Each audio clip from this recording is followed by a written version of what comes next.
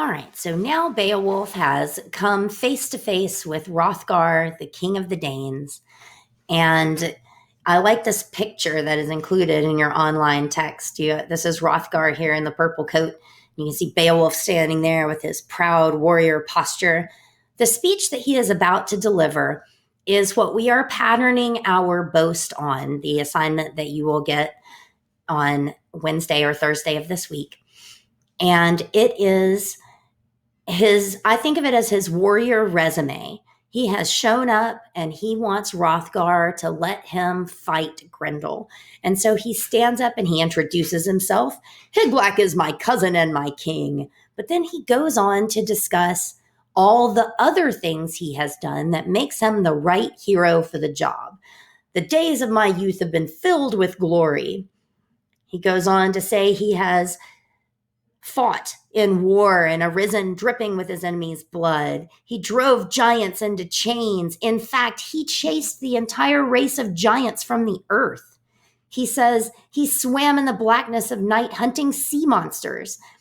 And then he says, now Grendel and I are called together. So he's kind of laying out, I've done this and this and this, and now let me take on Grendel. And it's like a warrior resume. And then he's laying out how he's going to fight Grendel. He says, first of all, let me and my men do this alone. After all, Hrothgar has had 12 years of trying to defeat Grendel himself without success. And then he has this slightly confusing statement.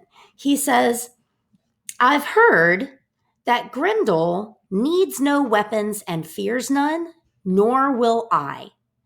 He says my lord Higelac might think less of me if I let my sword go where my feet were afraid to, if I hid behind some broad linden shield. My hands alone will fight for me. So he says, I'm going to meet Grendel on fair terms. He doesn't use weapons. I won't use weapons. I might look like a coward if I went up against an unarmed opponent with a sword and a shield. Now, we talked in class about how that might make sense if it was human to human. If a human with no weapons goes up against someone who has a big old shield and a great big sword, it makes the one with the sword and the shield look like a coward, look like he's afraid of this unarmed man, so it makes him look weak. But we're talking about Grendel. We're talking about a monster who can carry 30 men off in one trip, who has enormous hands and enormous feet, and he is a beast, not a human. And so we talked in class about how that makes us feel about Beowulf. Is he just super brave? Is he so strong and so brave and so confident in his ability that he feels he can take on Grendel this way? Or is it foolish and unwise for him to not arm himself fully while taking on a beast? We'll have to tune in and see how that battle goes in our next segment. I also want to point out, though, the way Beowulf feels about the possibility of losing.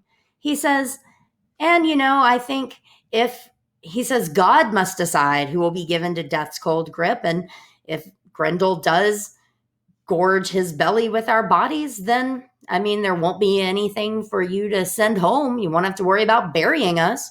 So, no reason to worry about a funeral.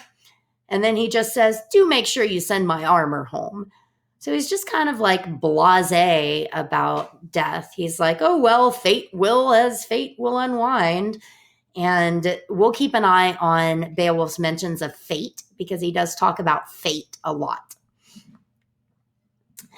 And so then we are just left with that night, Beowulf and his men stay inside Harod. They lay down there to sleep like they are baiting Grendel to come and get them. So tune into the next section to see how that battle goes.